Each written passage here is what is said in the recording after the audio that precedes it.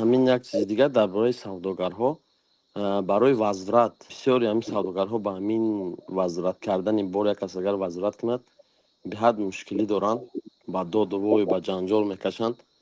ва гуфтем як каса пурсидем ҳамин хе гуфтанд ки як ҳадисе ҳаст ки аллоҳ ваъда кардагай дар ҷаннат як хона ваъда кардагай ба савдогарҳое ки амин бора ба хубӣ қабул мекунанд, мақсад возврата ба хубӣ қабул мекунанд. ҳамин ҳадис ҳаст.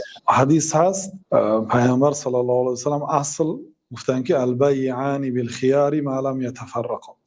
خریدار و فروشنده اختیاری بازگشت دادن مال یا با برگشتن پول حق دارند مادامی که از همدیگر جدا نشدن. در مجلس عقد باشند حق دارند که عقد رو ویران کنند. مثلا گوید که همین کتاب من به تو به 100 سوم دادم، اون گفت که من خریدم، گفت پول داد، کتاب بالا ایستاده، سال هر دو روبرو ایستادیم، بعد که نه حضرت پول تیدو من نمیخرم، گفت حق دارد ما لم یتفرقا، مادامی که از همونجا جدا نشدن هر دوشون.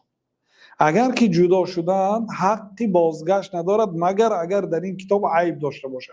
گفتید این صحیح بخاری گفته داده آیه مختصری صحیح بخاری بوده است کو این صحیح بخاری نبوده است، ولی در جای ما آدما مختصری صحیح بخاریه صحیح بخاری گفته میگردن. اون مختصر است و دیگر عالم مختصر کرده است. صحیح بخاری گرفته است مختصر کرده است، کوتاه کرده است. او بخاری نیست دیگر، او مختصری بخاری است.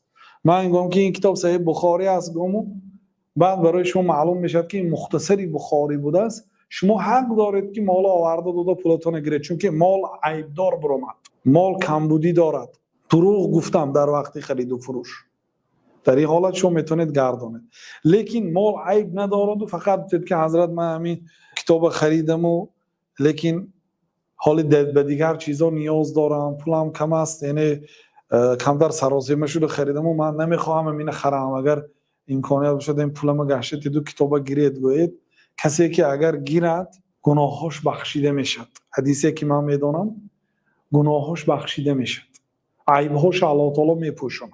همین آدمی فروشنده حق دارد که نگیرد، لیکن اگر گیرد خوب است، ثواب میگیرد.